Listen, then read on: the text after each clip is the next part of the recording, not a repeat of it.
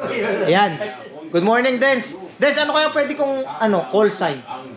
Call sign mo? Oh, yung kunyari, 'di ba, mga ka-bro, mga ganun, idol, ka-idol, mga idol, ano bang Mga ka-bro. yun? Mga kabanghaw. Mga ka-bro. Mga ka-bro, okay sa yun? Hey mga ka-bro, what's up? Yeah, pwede na sa Good iyo. morning, good morning. Ito nga pala si Dennis. Dennis, kasama namin dito sa Offshore Catering. Dens, baka naman may shoutout ka dyan. Pa-shoutout sa mga sunuko guys. Wow. Sunod ko guys.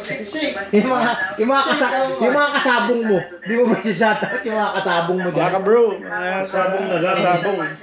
Shoutout sa inyo dyan. Yan, dapat pag gumawa ka ng YouTube channel mo, kasabong. Dahan-dahan na yung pagtatalpak ha. Kailangan may pambili ng bigas pag-uwi. Bigas mo na, bago talpak. Des, ano naman masabi mo sa buhay offshore catering? Ayos, enjoy. Very enjoy. Kumikita naman. May pambili naman ng bigas at saka ulam. Sa mga nangangarap na magtrabaho offshore, ano ba yung meron sa offshore? Ay, wag na kasi kung mangarap pa sila dito, madagdagan na tayo. Kami na lang dito, kami na lang. Huwag nang dugdagan pa. Hihina na yung sampa lang. Oh, grabe naman. Hindi, joke lang. Huwag na kayo sumuli dito. Sabi siguro, Pagigihan nyo na lang.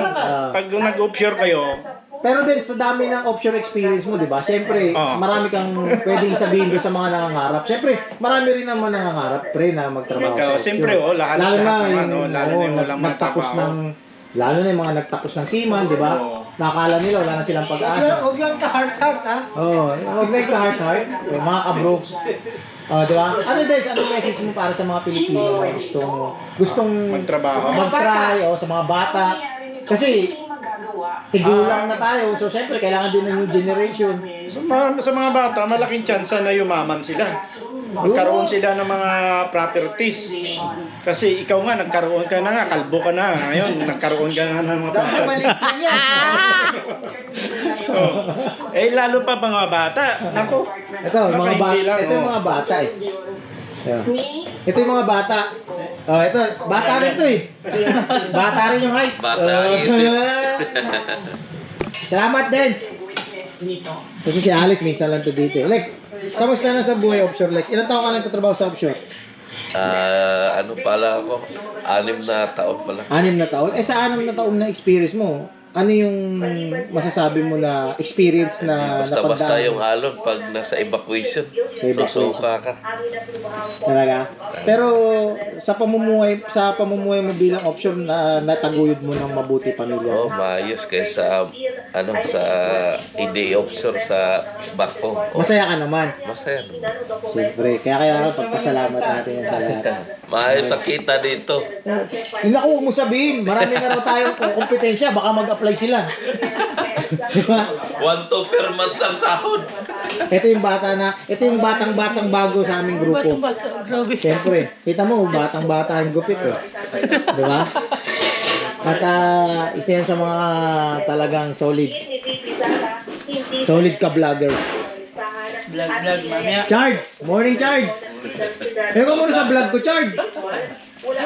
Chard, oh! Welcome back, bro!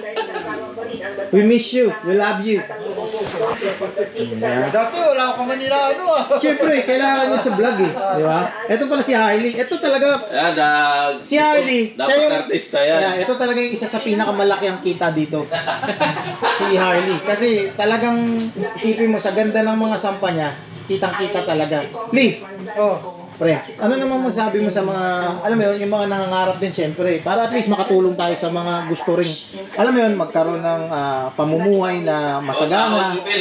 Di ba sa mga Hindi, dapat may backer kayo dito. O yun talaga. Kung wala kang backer dito, Pero, hindi ka makapasok. Lee, baka mamaya sa atin na mag-ano yan, pagka siyempre kukontakin tayo niyan. Hindi, siyempre, yung mga kamag-anak mo.